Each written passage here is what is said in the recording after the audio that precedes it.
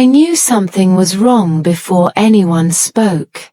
The roast potatoes were crisping in the oven, the telly murmured the end of a Sunday match, and my mother kept wiping a perfectly clean worktop as if she could polish the air itself.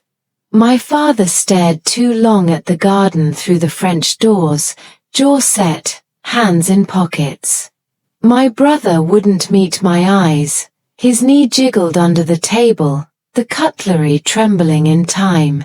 I'm Eliza Hartley, 30 years old, born in Reading, and for the last decade I've lived the kind of life that doesn't make headlines, spreadsheets, packed lunches, early trains, late emails.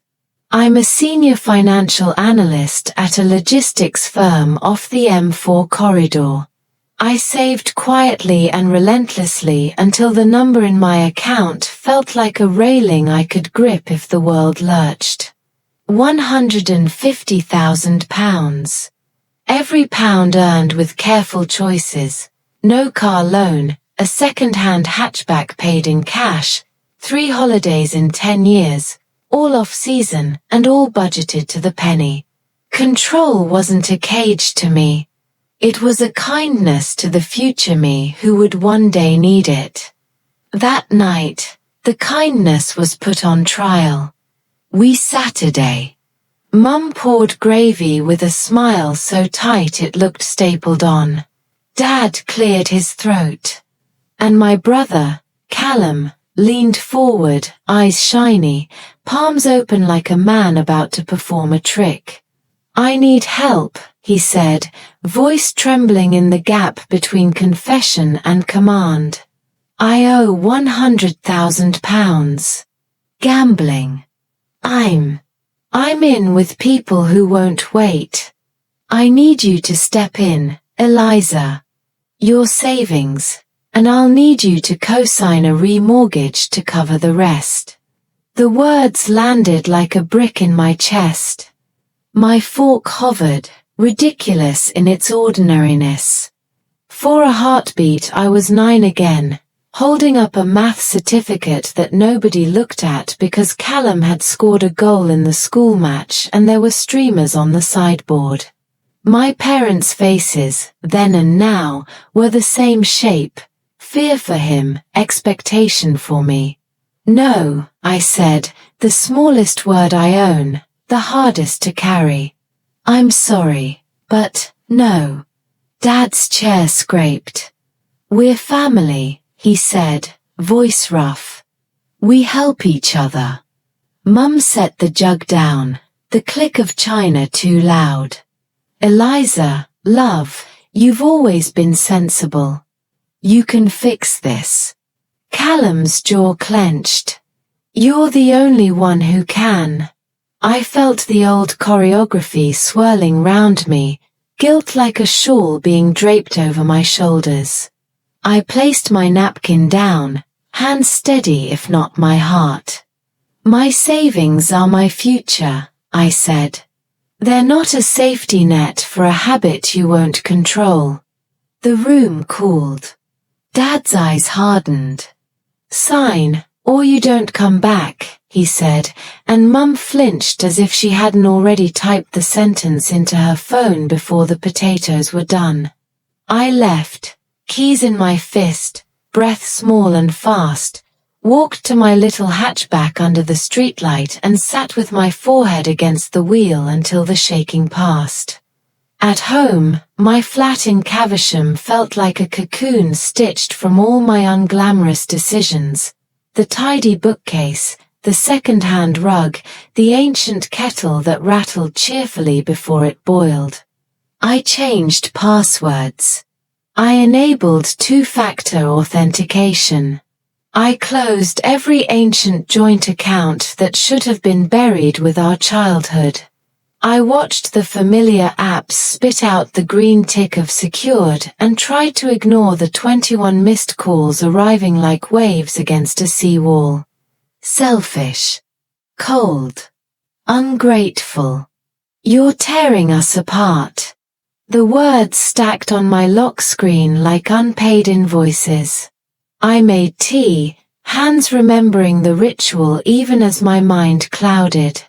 Steam fogged my glasses. I held the mug with both palms and stood by the window, watching a neighbor cycle past in a fluorescent jacket, thinking about how ordinary the night looked when a family is burning down inside it. /////. It starts small, this sort of thing. When we were children, Callum's chaos was branded promise. My diligence was filed under she'll be fine. He forgot homework.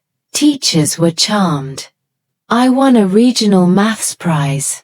Mum said, brilliant, darling, without looking up from a shopping list for new football boots. Dad called me our safe pair of hands and thought it was a compliment. Somewhere between the frozen aisles at Sainsbury's and the last-minute runs to training, I learned that love in our house meant showing up for the nearest fire. And because I was good with numbers, because I was quiet, because I made my own packed lunch and kept my room in lines, I became the water carrier. I didn't blame him, not exactly. The house had been teaching both of us the same lesson for years. His messes were community projects, my achievements were private hobbies. So I made a plan. Sixth form job at the Oxfam shop counting tills and steaming blouses, a student account at NatWest, budgeting apps, index funds, ISAs, the works. While Callum skidded across rules like rain off a wax jacket, I tightened bolts. It wasn't joyless. It was relief. Which is why, when the ultimatum arrived with the roast, it felt less like a plea and more like an eviction notice from the person I used to be. Monday morning, 6:15, the email alert pinged. Multiple failed login attempts on an old family utility account. A relic. A place where teenage pocket money once pooled for pizza. My mouth went dry. I pictured Callum's restless thumb, late at night, trying doors to see what still opened. I shut it. I shut everything. Then I rang Freya. Freya is the sort of friend you get once, if you're lucky. We met in a spreadsheet training the year I joined the firm. She laughed at a pivot table joke I didn't know was funny out loud. She ordered peppermint tea and listened like it was an art form. Come round, she said. I'll toast crumpets. We can spread peanut butter too thick and talk like we're in sixth form. I walked the mile to her terrace with my scarf over my mouth and breathed in the cold. In her kitchen the radio murmured quietly, and the toaster misbehaved, and everything was correct. They've made their choices, Freya said, butter pooling in a crater. Your savings are not an ambulance. I cried then, not for the money, but for the child who wanted someone to say exactly that. By afternoon, a message from my cousin Nadia arrived. He's done this before, Lisa. He took $2,000 from Auntie Sal for rent, then blew it on a weekend in Brighton. They kept it quiet to protect him. Please don't do this. They won't stop if you do. The picture sharpened. This wasn't a single catastrophe. It was a curriculum, and I had always been the final exam. Wednesday, Callum went public. A Facebook essay about betrayal, about a sister who chose money over blood. Old neighbors Tut reacted. A PE teacher from primary school said he was heartbroken it had come to this. Distant cousins offered moral guidance like sweets nobody asked for. I didn't reply. Engaging with a fire only teaches it to burn brighter. That afternoon, a knock at my door. Mum and Dad. A manila folder, the thin gravity of paper that binds decades. "Co-sign this," Dad said. "It's the only way to save him." Mum's eyes were red in a way that told me she had been crying for hours and for years. "Please," she whispered, fingers worrying the edge of the folder. "We're family. We stick." I set the papers on the table and read. The interest rate was a threat disguised as maths. The term would swallow my 30s. One signature, and the life I'd built would have a trapdoor. "No," I said again, softer now, because the first no is for them but the second is for you. "This isn't about family. It's about choices." Dad's face closed like a fist. "We raised you." "I know," I said. "And now I'm raising me." They left with the weather in their coats. The silence afterward was not peace, it was fallout. That night, while I was waiting for lentils to stop tasting like penance, an email slid into my inbox from Leeds. A firm I'd met at a conference last spring. "We've a senior role opening, strategy and modeling, hybrid, better salary, relocation support. Your name came up twice. Would you be open to a chat?" I stood very still, spoon in the air.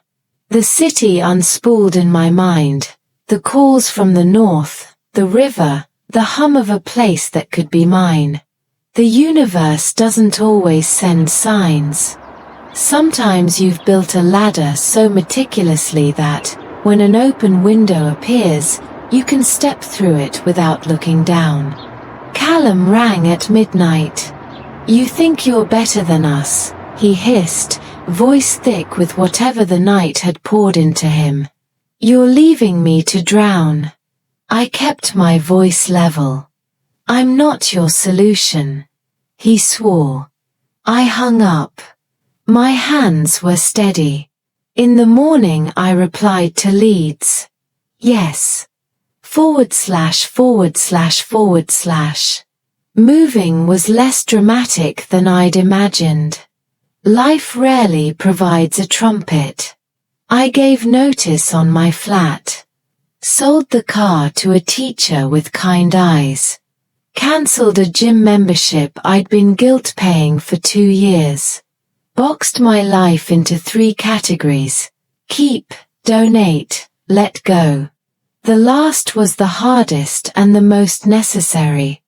On my final night in reading, I walked by the Thames path and let the water teach me one of its quiet lessons.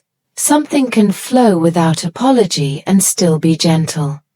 Freya hugged me so hard my shoulder cracked. "Text when you get there," she said, eyes bright. "And when you don't want to text. And when you want a distraction. And when you want silence. I'll send both." Leeds welcomed me like a city that knows it is enough. Brick and glass and old warehouses turned warm with light. My new office sat above the river with windows that made even spreadsheets look like art. Tom, my new director, shook my hand and said, "I've wanted someone who obsesses over balances and boundaries. You tick both." I rented a small flat near Chapel Allerton with a balcony big enough for a table and a basil plant I promised not to kill. On my first Friday, the team took me to a street food market where steam rose into the cold and strangers apologized when they brushed your coat, and music threaded through conversations like a friendly dog. I slept the whole night for the first time in months. Of course the past followed. Nadia sent updates like weather reports you don't want and still check. "He's gone deeper, Lisa. Mum and Dad remortgaged the house. It's tight. I'm worried." Then, "Creditors are circling. He's talking about double or nothing."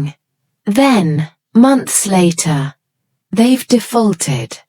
The bank is moving. Grief came, as it does. But it came clean. Not laced with the sedative of false responsibility. I lit a candle on my windowsill that evening and said their names into the quiet, Helen and Graham and Callum. I wished them clarity. I did not dial their number. I started therapy with Dr. Asha Patel, who wore navy jumpers and had a way of letting silence do some of the talking. They taught you that rescue is love, she said once, kindness carefully stitched through each word. What are you learning now? That love is not alone, I said, surprising myself. And that I'm allowed to decline credit. She smiled. Good. Say it again. I did. On Saturdays, I volunteer at a community center off Meanwood Road, teaching a dozen teenagers anything their schools forgot to mention about money, how direct debits work, what compound interest is, the kind that hugs or the kind that bites, why a budget is a mirror not a punishment. We draw ladders on scrap paper and label the rungs: rent, food, savings, joy. We write joy on the paper first so they see it belongs on the page. A boy called Jamal rests his chin in his palm and asks, "What do you do when your own family is the overdraft?" I take a breath. You close the account, I say. You tell them you love them, if you do. You choose how much, how often, and in what currency you give. But you do not make your future small to keep someone else's present from consequence. He nods, slow. That sounds hard. It is, I say. It's also how you stay. Work flourished in the way work does when your life no longer leaks through the floorboards. I put together a model that saved a client 7 figures across a contract, and Tom clapped his hands like a delighted seal in the meeting, and I laughed so hard I almost snorted in front of the CFO. I took a train to Manchester for a presentation and watched the Pennines roll by like the back of a sleeping animal, and I thought, I made a decision and it made room for me.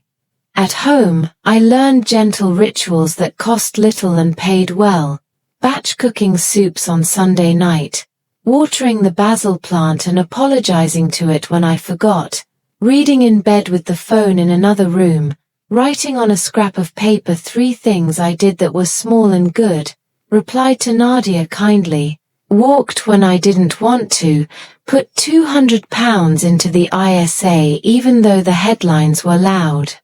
Some nights, the ache visited. It doesn't ask permission. I let it sit at the end of the bed like an old aunt who tells the same stories. We listened to each other breathe. Then it left. Autumn flushed the trees at Roundhay Copper and Amber. I ran, even though I am not a runner, even though my body prefers the rhythm of brisk walks and hot baths after. The air stung sweetly in my lungs. I thought of 12-year-old me, of university me taking notes with a biro run to a nub, of 25-year-old me saying no to a city break I could have afforded but chose not to. I wanted to tell them that their faithfulness would one day buy us a balcony where the light falls just so on a Tuesday.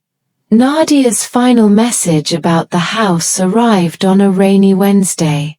It's done. They moved last weekend into a rented place near the Ring Road. I don't know where he is. I'm sorry. I replied, I'm here when you want normal talk. Bake Off, coats, the weather. I love you. I meant it. Boundaries did not make my love smaller, they made it honest. Then came the evening that felt, quietly, like a hinge.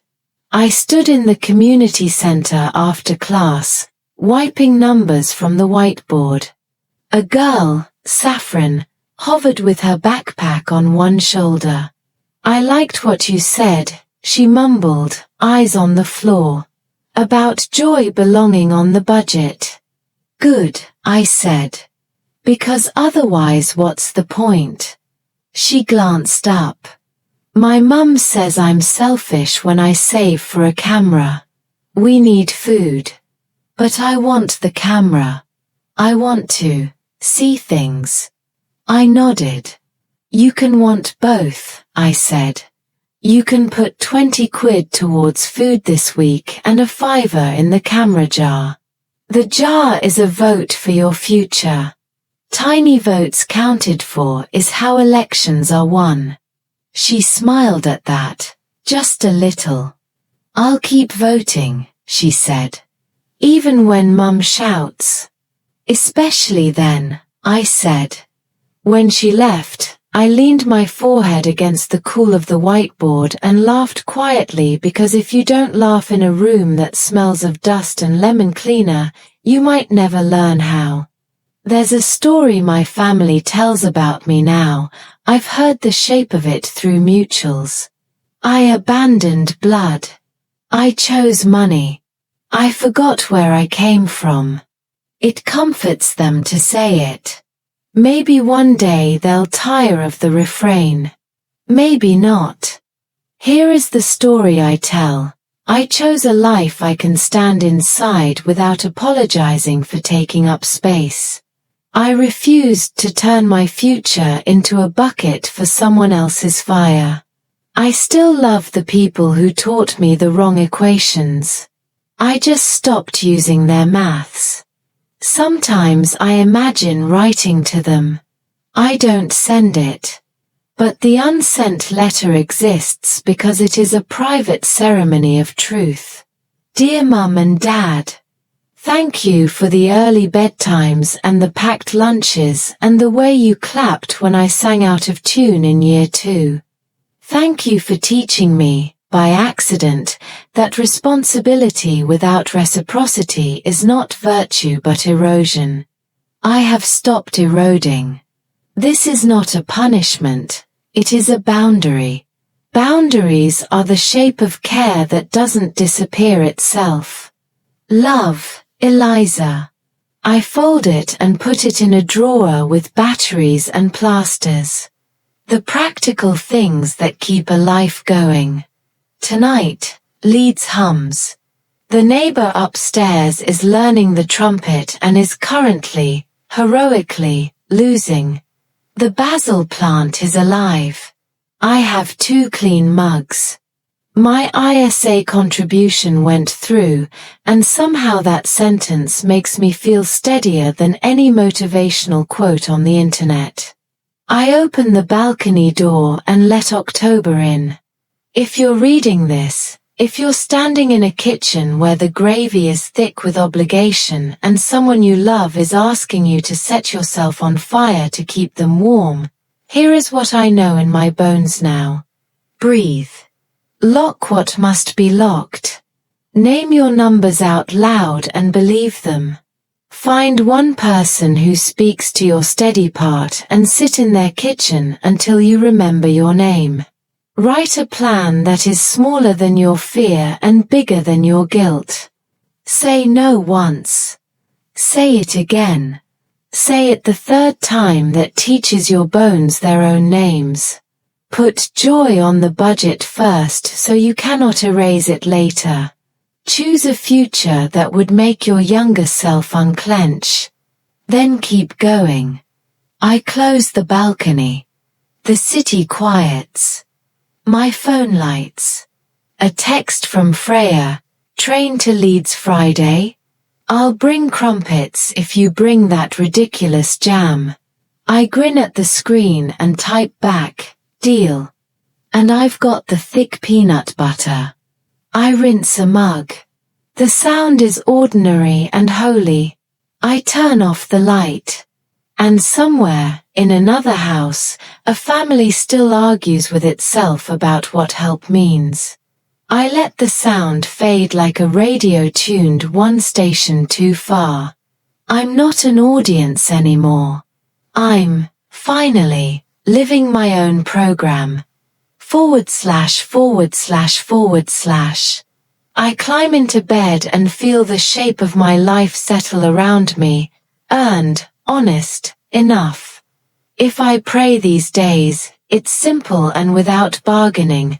May I keep the promises I make when I am not afraid. I close my eyes. Leeds keeps humming. The basil keeps breathing. The future keeps its appointment. That night, before sleeping, I opened my phone one last time and scrolled to an old photo. 4 faces at a Christmas table, paper crowns tilted, my own smile polite and small.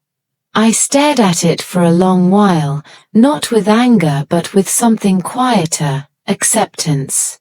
Families aren't built from blood alone, they're built from choice, respect, and truth. I whispered to the girl in the picture, "You kept us safe." Then I pressed delete, not out of spite, but to make space. Space for what comes next, and for who I'm finally allowed to become.